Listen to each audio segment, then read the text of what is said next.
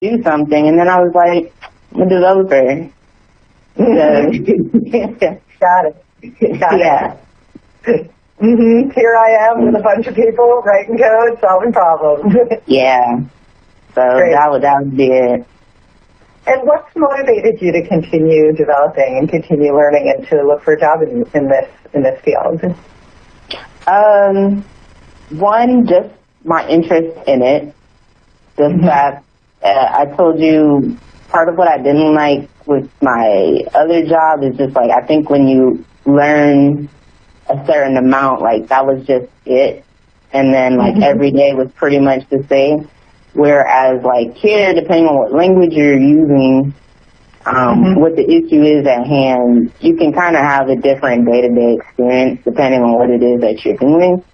And then I also felt like there are a lot of jobs out there that were looking for a web developer. So that, of course, is always a good thing. It seemed like all over the country. You had some that were remote.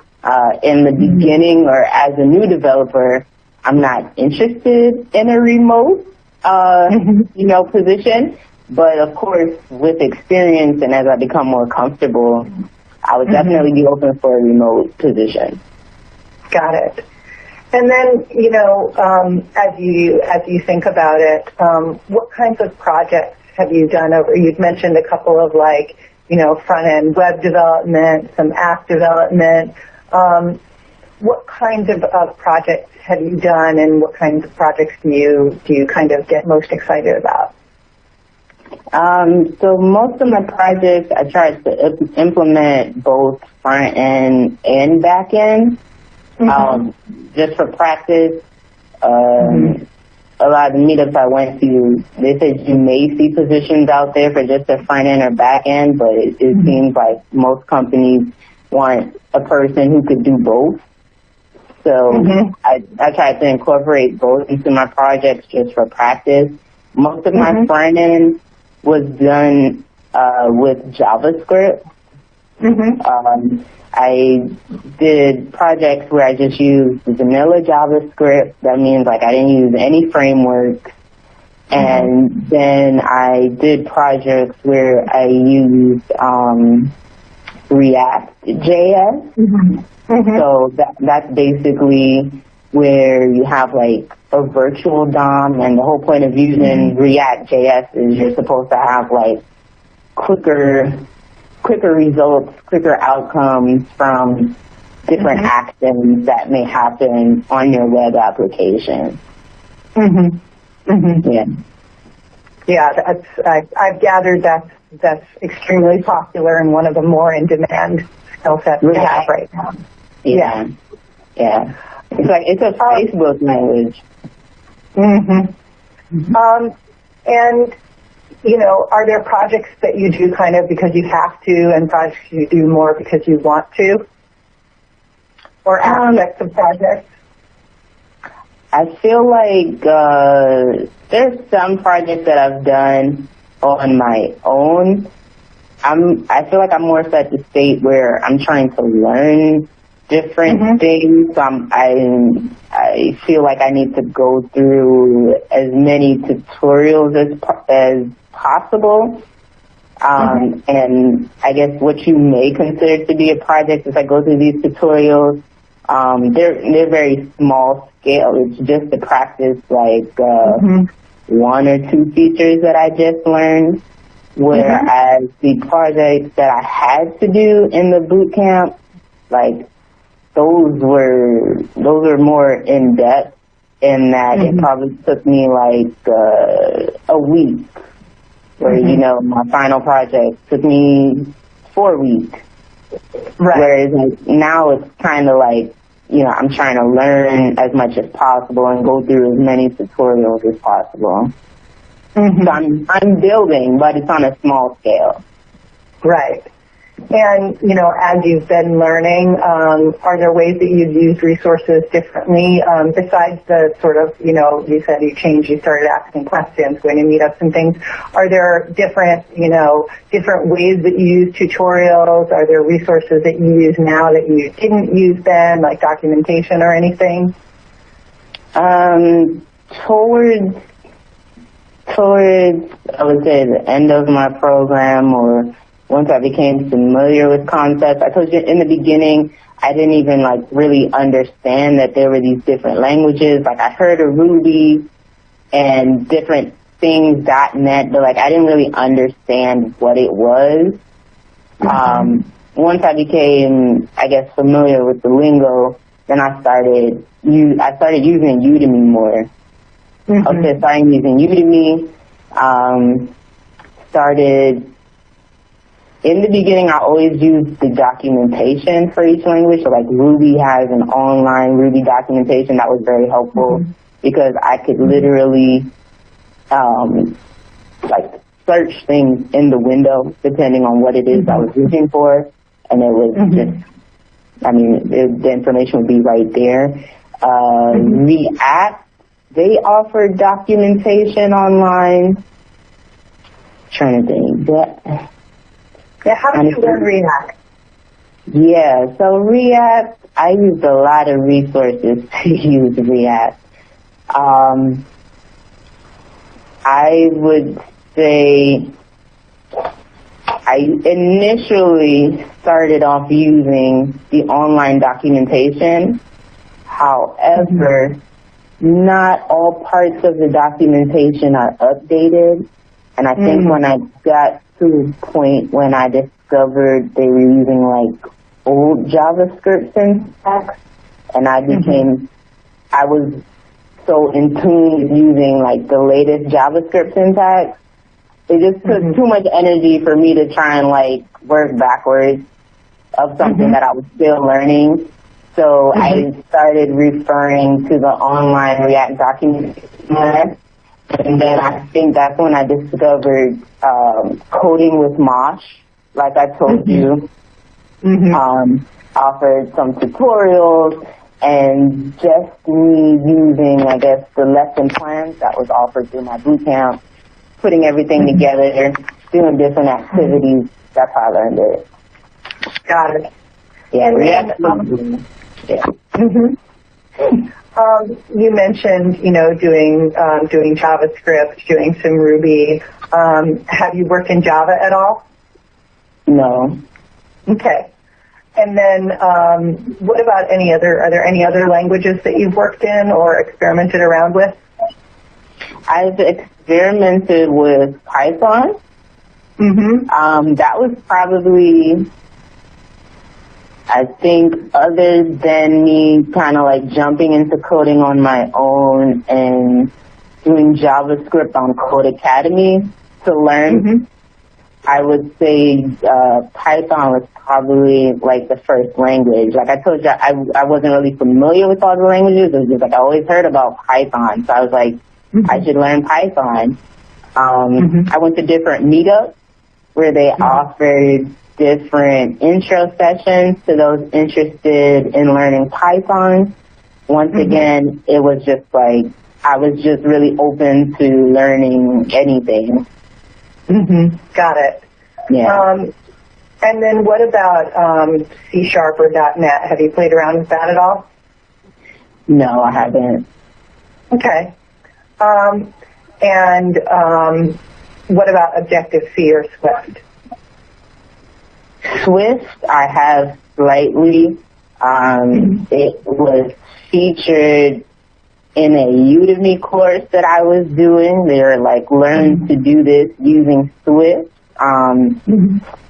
It was during my program, and I got a little sidetracked, and then I was like, I don't need to be learning Swift at the moment. But I played around with it for a little bit. Yeah. And then, you're looking for a job right now. What kind of job are you looking for? Like, what's your ideal type of code, type of company, type of project? Looking for a full stack position.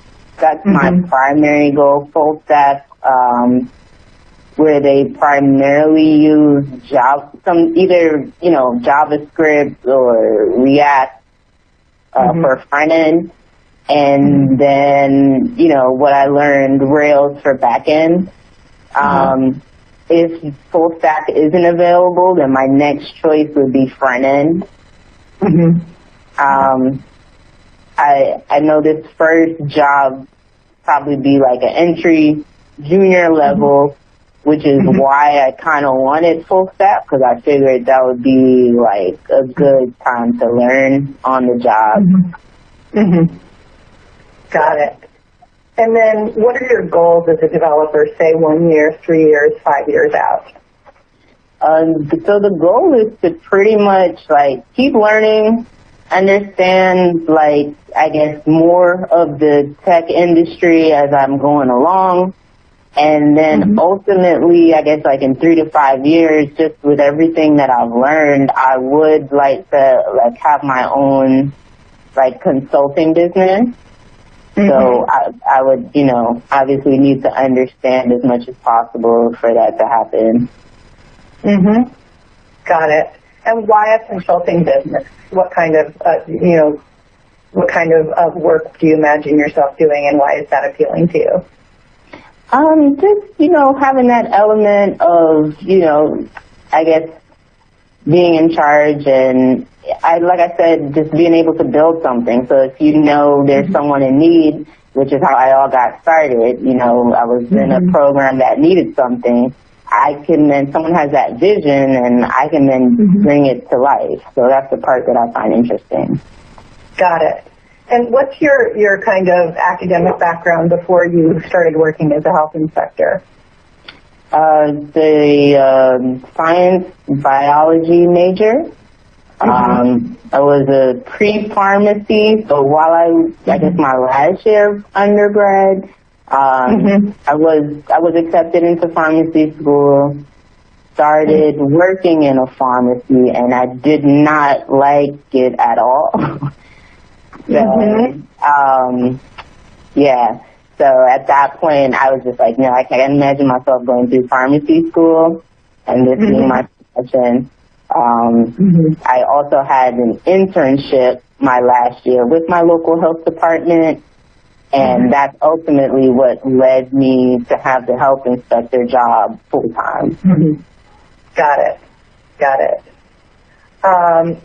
And if you could kind of go back in time and change your journey, or advise somebody else about starting out to learn to code today, somebody similar to you, what would you tell your past self or someone else to do similar to what you did, and what would you tell them to do differently, or something to avoid? Well, let's see. I think, just someone new to coding. Somebody who's like, you know, take yourself back to when you're sitting side by side with that developer in your health inspector job. You're starting there. What would you tell yourself then if you could go back and say, all right, you're going to do some stuff over the next couple of years. Here's the stuff that you should do. Here's the stuff that you should not do.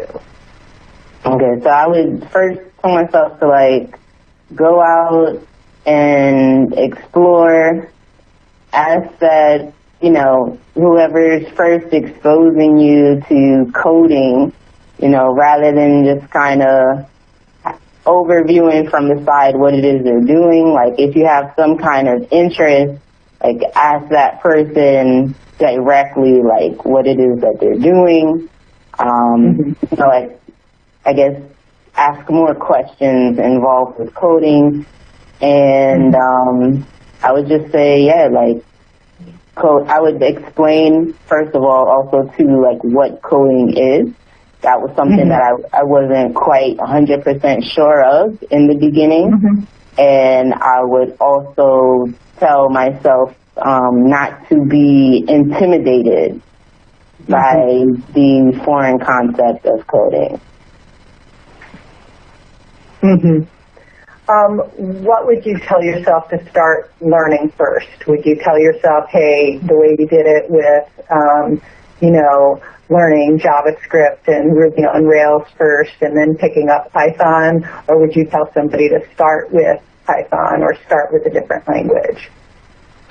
So I would ask that person, or I would create maybe like a chart as far as what it is that person wanted to do.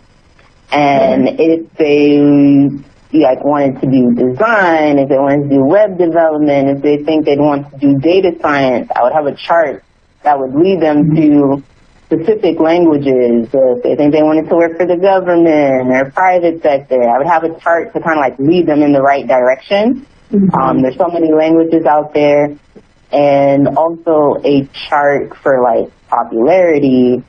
And I would say, you know, follow this chart, follow this diagram based off of what it is that you want to do, and then just jump into a language. It doesn't matter which one. Just jump into anyone in this list. Got it. Are there any resources that you wish you'd found sooner? Udemy.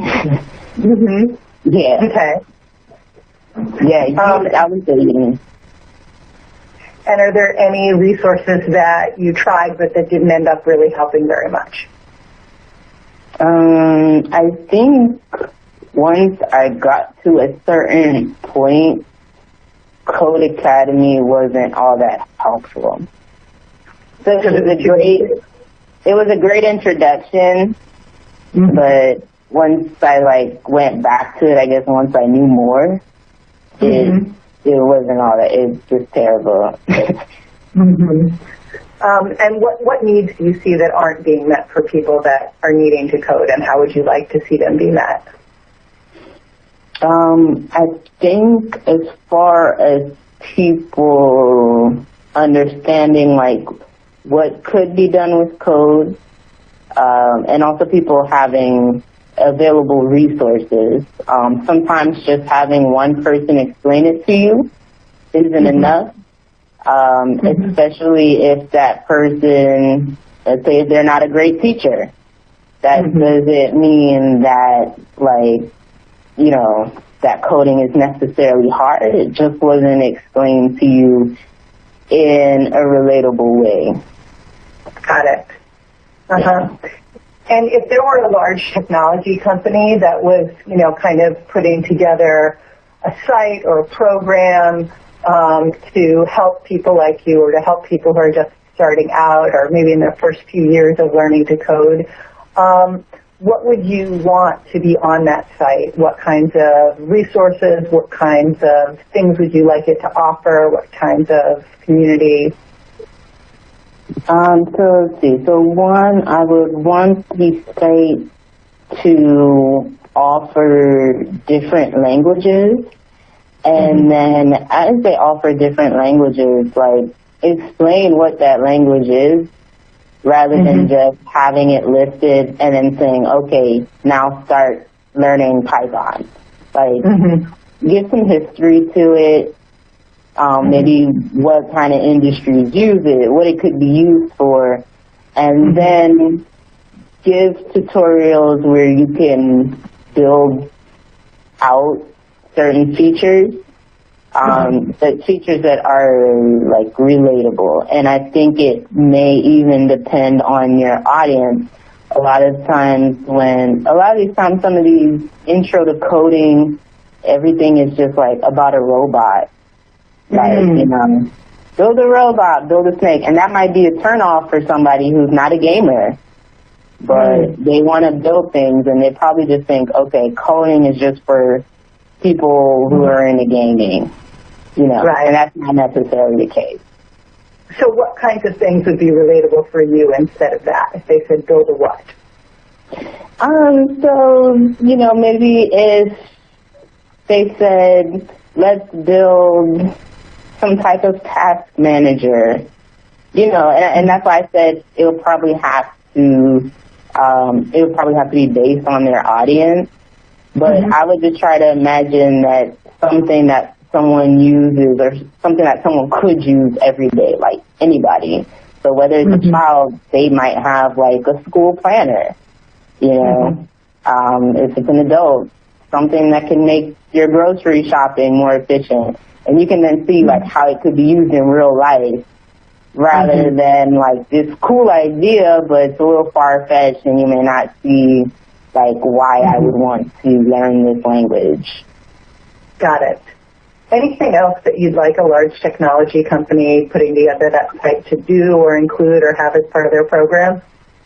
If they could offer like a chat, like a chat room, that would be pretty cool. So like as people are actively doing lessons or actively learning, they can like post questions or post their ideas. Now that might be a little difficult because I'm pretty sure people might put up crazy things, but it would be a cool feature to have. Got it. So you kind of have like a support system online, and then students or maybe people working in the company can then help those learning to maybe understand the concept. And then thinking about what company or companies would you expect might put something like this together? What companies come to mind?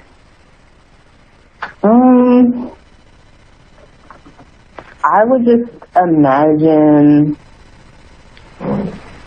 I think when you first asked me that question, I automatically think of like big companies because I have the resources. So I would think like, your Amazon, Apple, Google. I think Google already has something paired up with Udemy.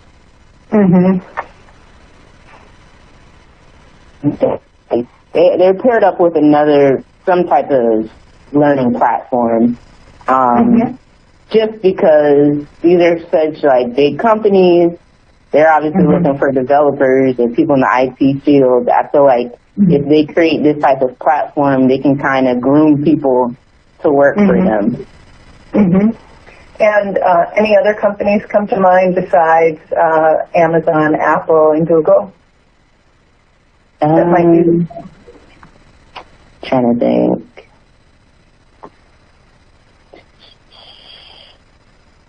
Yeah, no, just those big companies. Okay.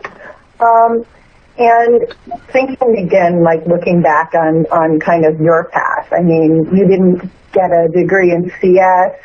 Obviously, we all have things that are different about us, like our age, our gender, our ethnicity, our academic background, where you live. How have any of those affected kind of the opportunities that you have and the ways that you've learned and worked?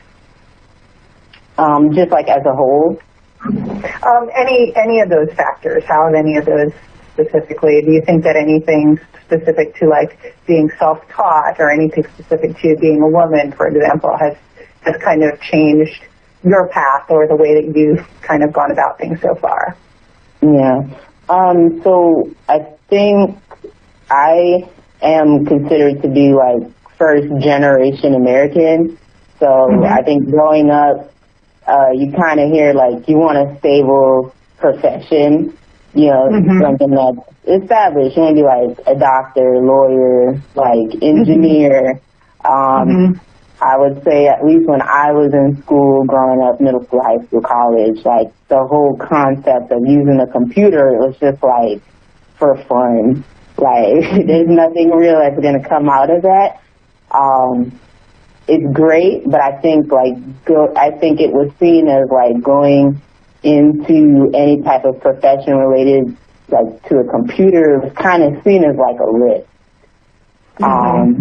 And it was kind of like you can't really afford to go through that risk.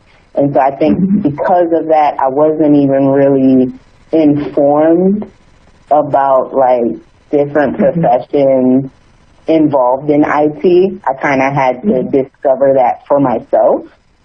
Whereas like everything I did was science-based. Science is established. Right. But, you went to pharmacy school. That's about as sort of predictable as as reliable as it gets, right? Yeah, exactly. So it was kind of like, and I think depending on like your socioeconomic status, you may not be willing to take that risk because you may not have the funds to take that risk.